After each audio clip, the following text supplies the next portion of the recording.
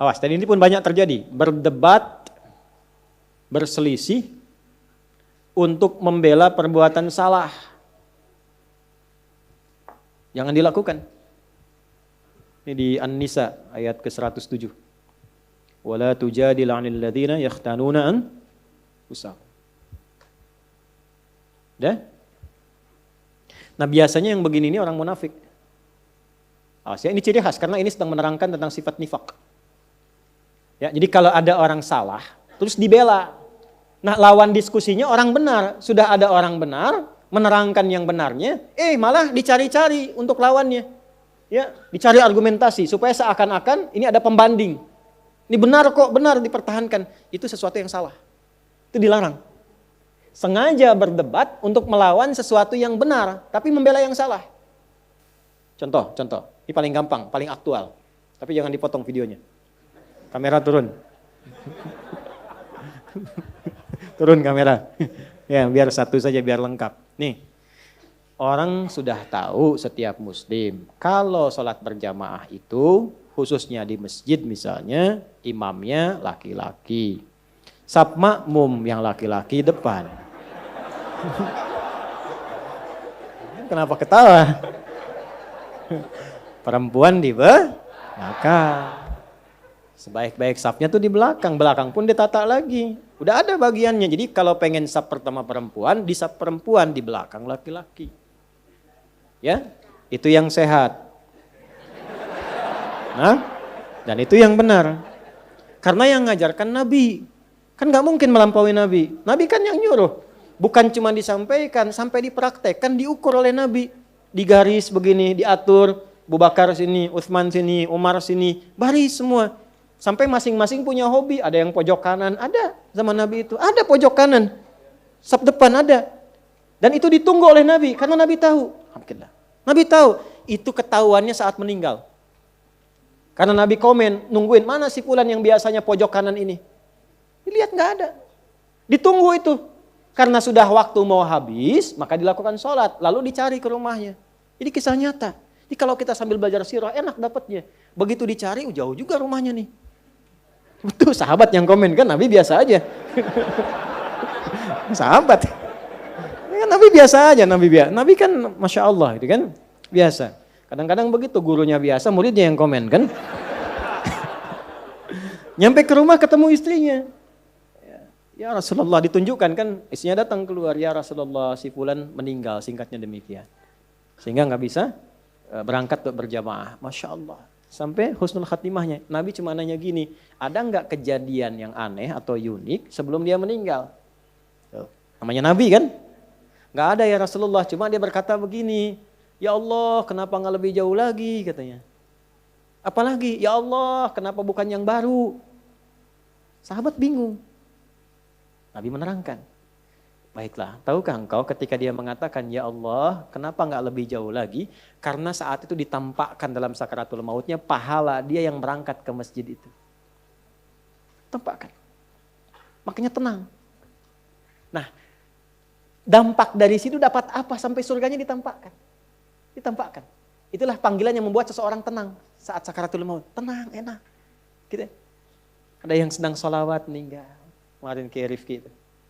Ada yang di Saudi sedang ceramah begini, menyebut la ilaha illallah, meninggal. Ada yang sedang sholat, tapi tenang, enak mereka itu. Kenapa? Karena ditampakkan kebaikannya. Dan sesuai kebiasaannya. Itu yang dimaksud Quran surah ke-89 ayat 27-30. Ya ayyatuhan nafsul mutmainnah. Kenapa mutmainnah? Irji'i ila rabbika radiyatan mardiyah. Kenapa radiyatan mardiyah? Fadkhuli fi wadkhuli jannati. Nah, jannati itu ditampakkan.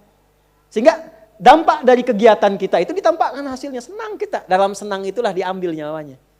Sehingga itu yang dimaksudkan lembut, tak terasa, enak pulang. Pulang tuh enak sebetulnya. Yang gak enak pulang tuh yang gak punya bekal. Kan kalau mudik enak kan? Yang gak enak mudik tuh yang gak punya bekal. Harusnya pulang itu enak. Tenang, pulang. Maka ditampakkan. Dan dia berkata dalam sakaratul maut, ya Allah kenapa gak lebih jauh lagi? Karena dia yakin kalau makin jauh makin banyak pahalanya. Antum datang ke sini jangan dikira yang dekat saja. Lihatlah kita yang jauh-jauh. Kalau ikhlas karena Allah itu dinilai teman-teman. Nanti waktu membuktikan, ada saatnya nanti Allah tampakkan apa yang kita ingin dapatkan itu. Ada saatnya. Gak sia-sia. Ya. Lalu di perjalanan satu waktu, ada seorang sedang kedinginan di musim dingin. Nah beliau ini memakai pakaian double. Yang baru yang di dalam, yang luar itu yang lama. Dibuka yang lama yang luarnya, dipakaikan ke situ. Maka ditampakkan bagian pahala kebaikannya. Maka keluar di lisannya, ya Allah kenapa yang gak baru saja ya. Menyesali dirinya, padahal menyesal dalam kebaikan. Kenapa yang enggak yang baru saja? Keluar itu. Maka itu tanda dari husnul khatimah. Ya. Tapi bab kita bukan di situ. Bab kita adalah Nabi tetap walaupun sedramatis apapun, sesedih apapun, safnya tetap yang depan laki-laki. Laki-laki semua. Nah perempuan di belakang. Sayyidah Aisyah ketika mulai ke masjid itu ngambil yang paling belakang itu. Ya, sehingga beliau pun melihat, kami itu kalau udah selesai segera pulang lagi. Ya, untuk menjaga kehusyuan, menjaga kebaikan supaya tidak ikhtilat, bercampur dan pasti akan berpengaruh. Makanya di awal-awal waktu saat baru-baru masuk Islam, saat ada perintah sholat, itu perempuan dilarang ya mendekat kepada laki-laki yang sedang sholat, apalagi lewat depan. Bisa dianggap batal. Kenapa? Karena sedang melatih syahwat di awal-awal masuk Islam. Ya, saking dipisahkannya supaya baik. Dan jangan dikira kalau ke belakang itu menunjukkan status perempuan rendah. Tidak, jangan ngarang sendiri.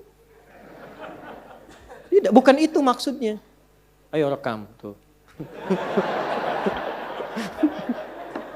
Jangan dipotong ya. Justru ketika mematuhi Allah, tinggi statusnya.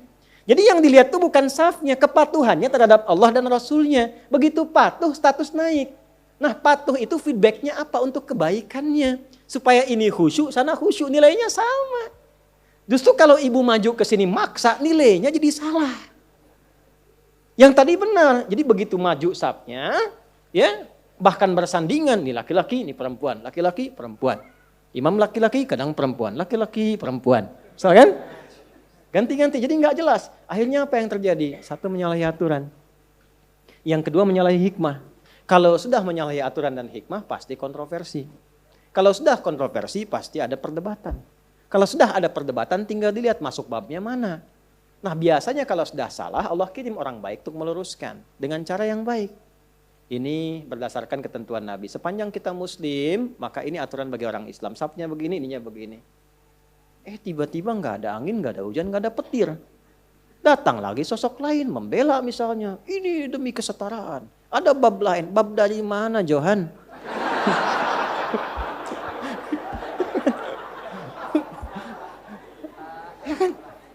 Nah ini tiba-tiba muncul, tapi ini sudah dari Quran disampaikan akan ada isyarat begitu. Makanya jangan kaget kalau ada melihat di TV macam-macam, kok membela, itu artinya Qurannya benar. Itu. Qurannya benar artinya. Akan ada terjadi demikian. Nah kita yang sadar, yang sehat jangan ikut-ikutan. Apakah mencela? Tidak juga. Kalau ada yang demikian minimal kita doakan. Kalau punya kemampuan diluruskan sesuai dengan kewenangan yang Allah tetapkan. Ulama luruskan dengan ilmu. Ya, yang berwenang pemerintah tertibkan dengan aturan. Sehingga semua kompak menjaga kedamaian. Tapi tidak ada bab celaan, tidak ada bab hinaan. Itulah indahnya Islam. Ngajinya tuntaskan. Turun An-Nisa ayat 140. Itu kan akumulasinya. Ya, waqad nazzala 'alaikum fil kitabi an idza sami'tum ayatillahi yukfaru biha wa yustahza'u biha fala taq'udu ma'ahum hatta yakhudu fi haditsin ghairi innakum idzan mithluhum innallaha jami'ul munafiqina wal kafirina fi jahannam jami'a. Paham? Tidak. Nah. Telah tetap ketentuan dalam Al-Qur'an kalau ada orang nyeleneh, itu kata Allah, nyeleneh. Ayat Quran diingkari, petunjuk Nabi diseling-selingi. Ya? Bahkan sengaja, kadang-kadang menjadi olok-olok. Merasa benar mengolok-olok. Kalau terjadi yang demikian, jangan lakukan hal yang sama, kata Allah. Hindari, pertama jauhi. Jadi kalau ada tempat yang kurang sesuai, kontroversi, dilihat ternyata menyimpang, ya sudah jangan diikuti, jangan daftar, jangan masuk, jauhi dulu. Setelah itu apa? Ya, bahasa Qurannya indah, supaya kamu nggak terpengaruh. Dan kalaupun ada perdebatan yang seperti tadi, tinggalkan, jangan disimak. Dengar yang baik-baiknya, yang kontranya itu nggak usah disimak, buang-buang waktu. Akhirnya apa? Bikin sebal, malah keluarlah kata-kata yang kotor. Keluar itu. Apa kata Qurannya? Innakum idzam mithluhum. Kalau Anda juga mencela, ya sama aja Anda dengan mereka. Sama-sama tercela. Dan Islam tidak mengajarkan itu. Kita itu risalahnya kebaikan. Sekalipun mau lurus, dengan meluruskan dengan cara yang baik. Bukan dengan celaan. Seburuk-buruknya orang, kalau masih hidup tuh punya peluang untuk jadi baik. Allah memberi peluang, kenapa Anda yang bukan Tuhan menghambatnya? Maka minimal kita doakan. Minta kebaikan. Siapa tahu kan orang tumbuh itu dari lahir, dari tumbuh, sudah mendapati informasi itu. Ya kan? Yang bisa merubah itu doa kita, mohon kepada Allah. Allah yang berwenang untuk merubahnya. Jelas? Nah, adapun orang ini yang sengaja untuk berdebat, sengaja mempertahankan, kalau dia tidak tobat, maka dikelompokkan oleh Al-Quran ke dalam golongan munafik. Jadi orang munafik itu ciri khasnya senang-senang mendebat yang benar-benar. Membawa sesuatu yang penting kontroversi saja. Gitu. Kalau dia mengaku muslim, maka yang seperti itu pun kita hindari. Jelas sampai sini? Jadi nggak usah repot-repot direspon. Respon lagi, sehingga banyak status jadi nggak berkembang. Ujungnya apa? Cuman perdebatan, nggak ada isinya. Paham?